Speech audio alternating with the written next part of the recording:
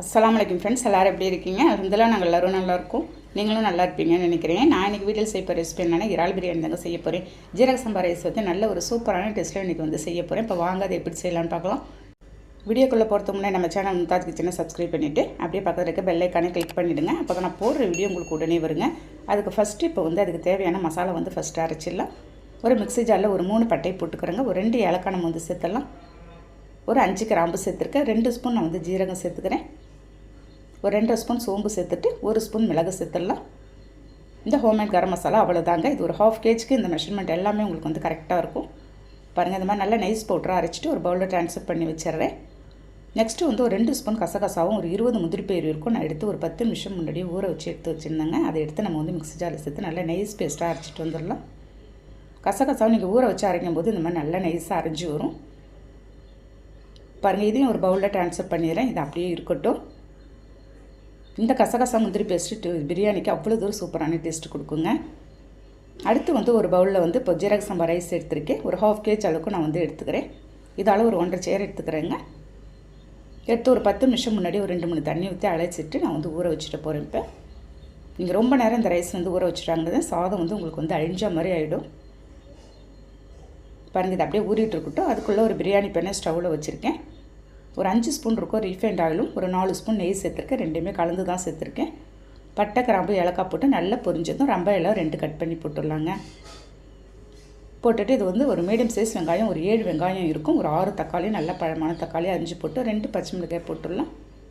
இந்த வெங்காயம் தக்காளி ஃபஸ்ட்டு நமக்கு நல்லா வதங்கணும் இந்த பிரியாணிக்கு. பாருங்கள், அப்படியே விட்டுட்டு அந்த வெங்காயத்தில் இருக்க தண்ணி எல்லாம் உங்களுக்கு வதங்கி வரணும். பாருங்கள், இந்த மாதிரி வந்ததும் நெக்ஸ்ட் வந்து இஞ்சி பூண்டு பேஸ்ட்டு சேர்த்துற போகிறேங்க.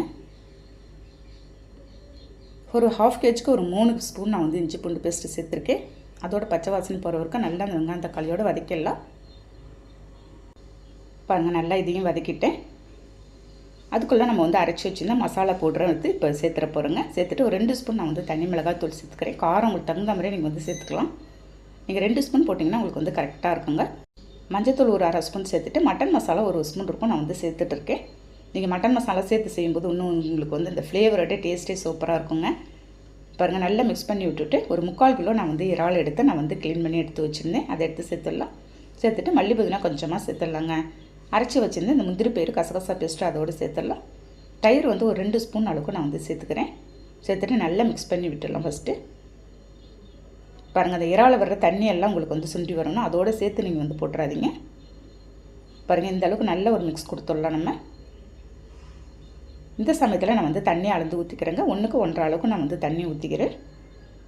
நீங்கள் அதே மெஷர்மெண்ட்டுக்கு கரெக்டாக தண்ணியை ஊற்றிட்டு உப்பு போட்டு நம்ம வந்து வேக வச்சிட வேண்டியதாங்க. மூடி வச்சுட்டு ஒரு 10 நிமிஷம் கழித்து நம்ம வந்து பார்க்கலாம். பாருங்கள், நல்லா கமன்னு வாசனையோடு கொதிச்சுட்டுருக்கு. இப்போ ஊற வச்சுருந்த ரைஸ் எடுத்து நான் எல்லாத்தையும் சேர்த்துட்றேன். இதுக்கு வந்து 1/4 கிலோ இறாவை எடுத்து நான் வந்து மிளகாத்தூள் மட்டும் போட்டு பொரிச்சிருக்கேங்க. சூப்பராக இருந்துச்சு வெங்காய ரைத்தாவோடு சாப்பிடும்போது. இந்த சமயத்தில் கொஞ்சமாக நான் வந்து உப்பு சேர்த்து கொதிக்க விட்டுறேன். பாருங்கள், அடிப்பிடிச்சிடாத நல்லா ஒரு மிக்ஸ் கொடுத்துட்டு நான் வந்து தோசைக்கல்லை போட்டு தம்மில் போட்டுற போகிறேங்க. நமக்கு வந்து சீக்கிரமே இந்த ஜீரக சம்பா ரைஸ் தண்ணிலாம் உங்களுக்கு கூட போயிடுச்சுன்னா ரொம்ப உங்களுக்கு வந்து குழஞ்சா மாதிரி ஆகிடும். பிரியாணியோட டேஸ்ட்டே மாறிடும். பாருங்கள், நல்லா ஒரு மிக்ஸ் கொடுத்துட்டு நான் வந்து இப்போ வந்து மூடி வச்சுட்டு போகிறேங்க.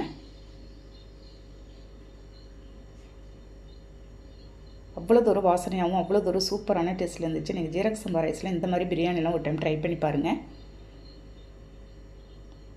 அடிப்பிடிச்சிடாத பார்த்து மிக்ஸ் பண்ணி விட்டுணும். நம்ம பாருங்கள், தண்ணி எல்லாமே அப்சர்வ் பண்ணி வருது. இந்த சமயத்தில் நீங்கள் வந்து தோசைக்கல் போட்டு நீங்கள் வந்து தம்மில் விட்டுருங்க. தம்மில் விட்டு ஒரு 10 நிமிஷம் கழித்து தான் நான் வந்து பார்த்துருக்கேங்க. அந்த கிளிப்பு வந்து தவறி போச்சு. பாருங்கள், செம்ம சூப்பரான டேஸ்ட்டில் சாதம் கொஞ்சம் கூட அழியலைங்க. அந்த இறாவோடு எடுத்து சாப்பிடும்போது சூப்பராக இருந்துச்சு. கண்டிப்பாக நான் சொன்ன மெத்தடில் நீங்கள் இதே மாதிரி இறால் பிரியாணி ட்ரை பண்ணி பாருங்கள். சூப்பராக இருக்கும். இப்போ சூடாக எடுத்து சர்வ் பண்ணி பார்க்கலாங்க. எப்படி இருக்குன்னு டேஸ்ட் பார்க்கலாம். நம்ம